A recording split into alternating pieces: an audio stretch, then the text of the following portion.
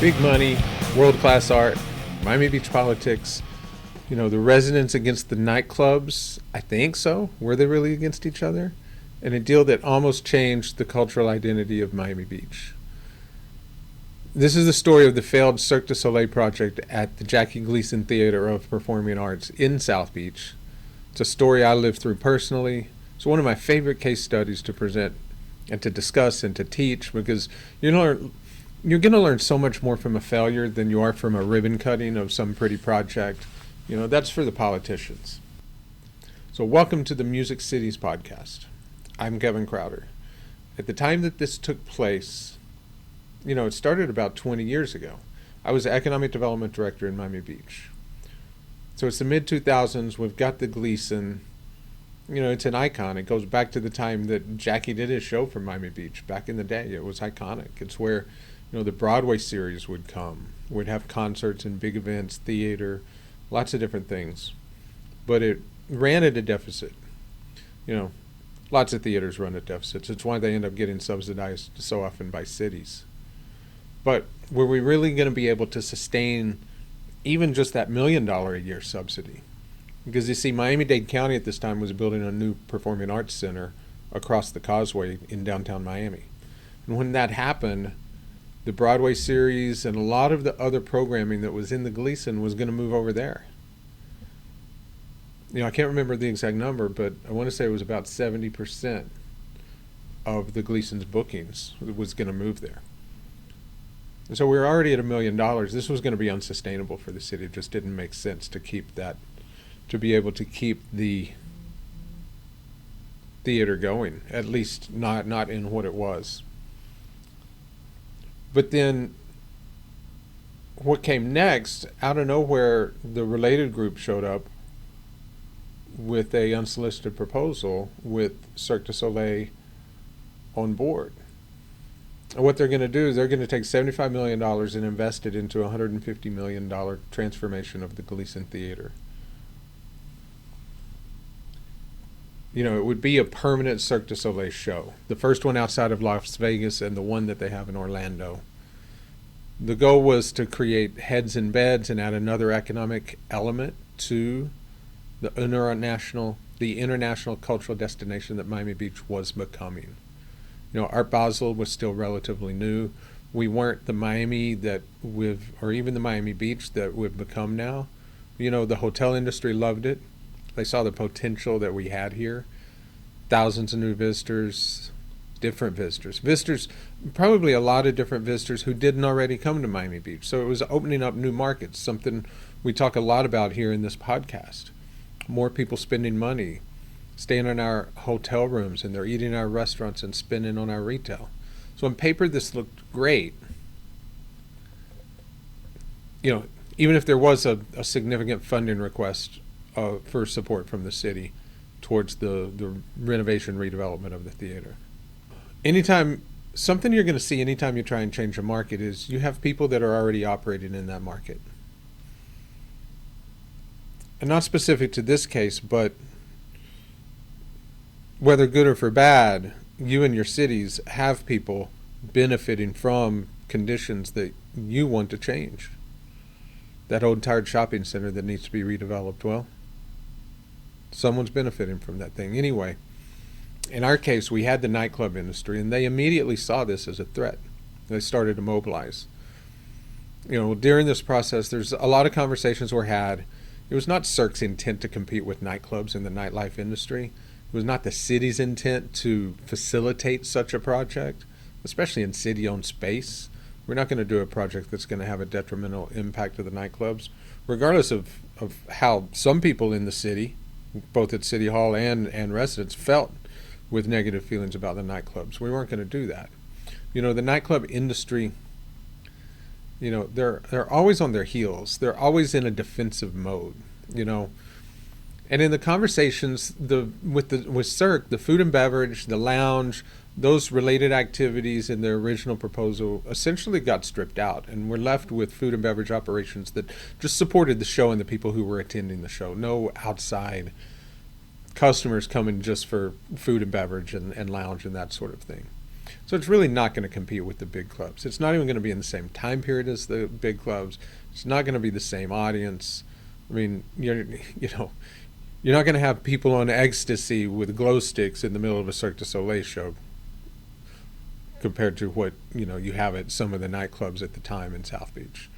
But the perception was that they were competition, and that perception stuck. And even if they weren't direct competition, the last thing that the nightclubs wanted was another player with influence entering the scene, especially being in the broader entertainment sector. They wanted to maintain what little power they did have, power they thought was big power. And in some cases it was. In some cases that power could get flexed, just kind of depending on what they were up against. And I think this is a story that kind of bears that out. And so, the club owners, they came out, they're like, we support this, we think it's a great idea, but we don't want you to use our resort tax. Don't use the bed tax. Don't use our tax dollars to help support this. But really behind that, I think there was a fear of competition, even if it wasn't direct. There were quotes where the nightclubs were calling Cirque leeches. Another nightclub operator, and I think it was Vanessa at the Opium Group, said it was a parasitic situation. I think she's the one who maybe called them leeches. And said that it was outrageous that the tax money from their industry would be used to subsidize a competitor, even though that tax money is primarily from the beds. It's the bed tax. There is a food and beverage and alcohol and food element to it, but the bed tax is a big funder. The hotels are a big contributor to that tax, and so the hotels were very supportive of this. But see, there was something else going on. There was pushback from the residents also, and this wasn't the normal pushback that you get because neighborhoods are opposing a development or there's been a crime in the neighborhoods or something like that, those types of concerns. This was more of a pushback because of nostalgia, of the connection that a group of residents had to the Jackie Gleason Theater, and more importantly, to the programming that was going on there. So their pushback really got directed against Cirque. It had nothing to do with Cirque itself. It was not about the merits or the lack of merits of the Cirque production. It had all to do with, it was frustration. They were fighting back against the loss of this asset that they liked, against the loss of the shows that they went to see there. And so it was, it's a misdirected fight because they're pushing back against Cirque and they're trying to kill the one thing that is viable to keep the city asset functioning. The things they're attached to, the things they wanted to maintain, that discussion was over. That theater was going away, and the shows that they wanted to keep happening there weren't going to keep happening there regardless of Cirque. That was a done deal. They're going across the bay. And so they just didn't realize that, or they didn't want to admit that. I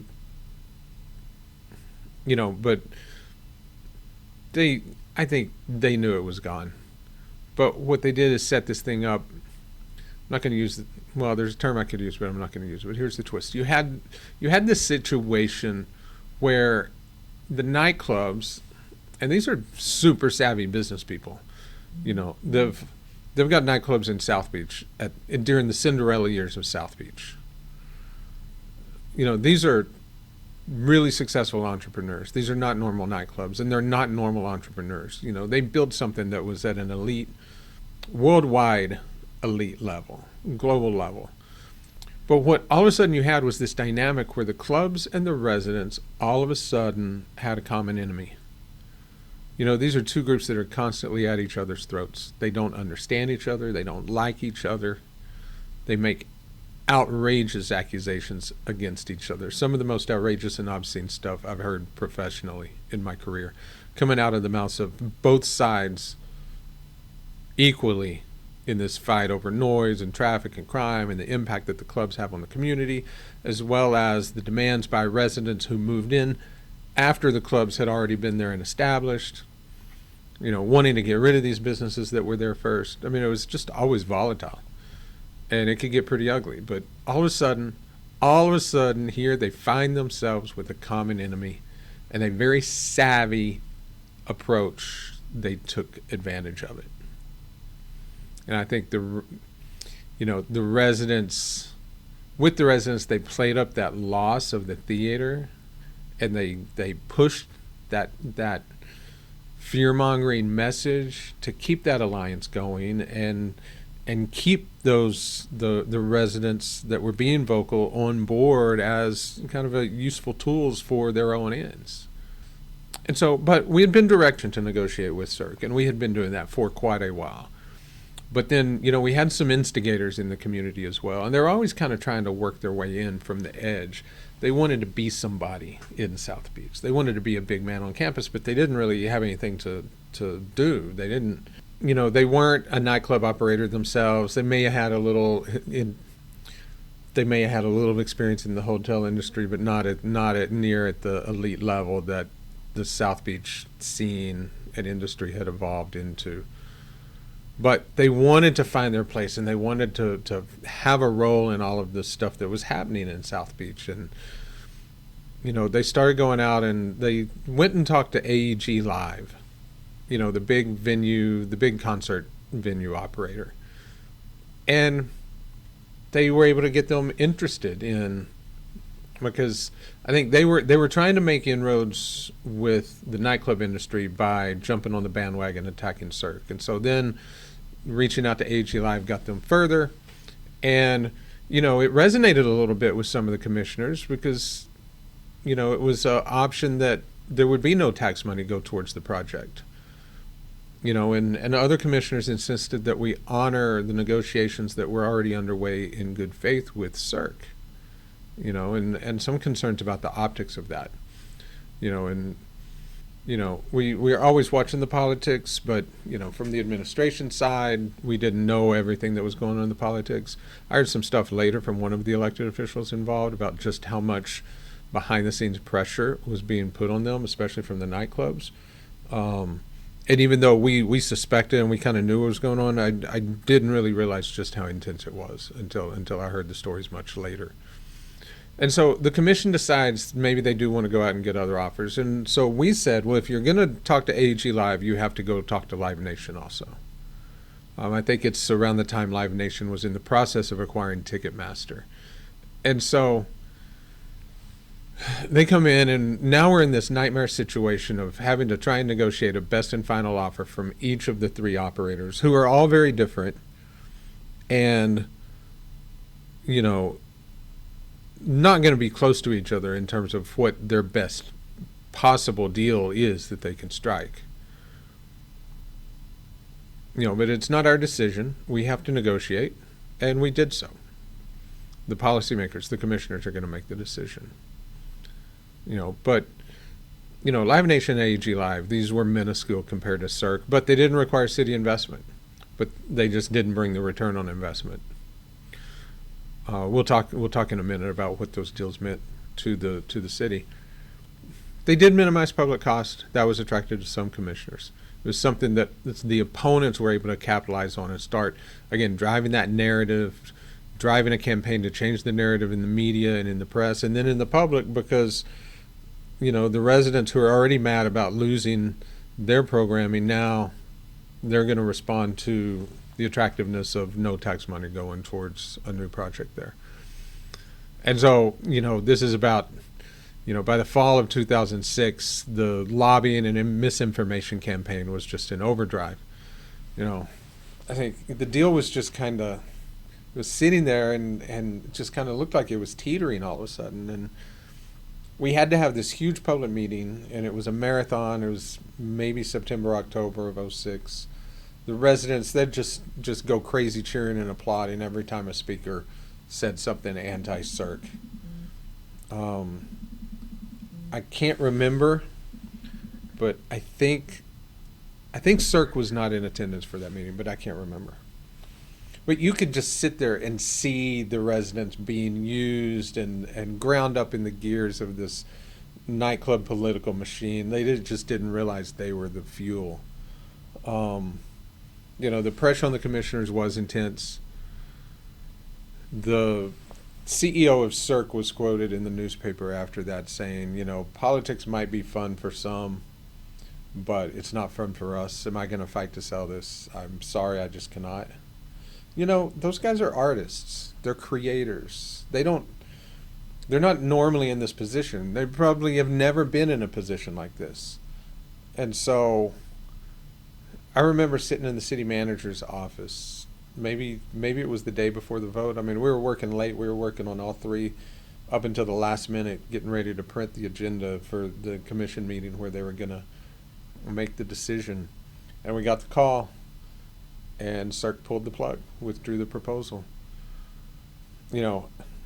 I think at the end of the day, if it had gone to a vote, we're probably a 4-3 for the proposal. But, from their perspective, they're not going to risk their brand and their image just to satisfy some Miami Beach politicians who have a much bigger head than they should.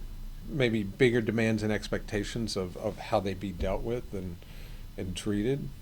This is not a traditional type of business that comes hat in hand to a city looking for handouts or favors. And so, it was understandable. I don't, we didn't hold anything against Cirque, at least those of us who had been dealing with them, because they withdraw. I think it was fully understandable. They got put in a position to compete against two organizations that are not their competitors. Those others, Live Nation, AEG Live, concert venues, they're a much lower common denominator compared to what Cirque offers. Cirque is, it's niche, it's unique. It's a purple cow, something we talk about a lot in here. And they're not going to risk their brand and their reputation losing to what they consider to be an inferior product. At least that's the perception and perspective that we saw. And again, just fully understanding why they withdrew.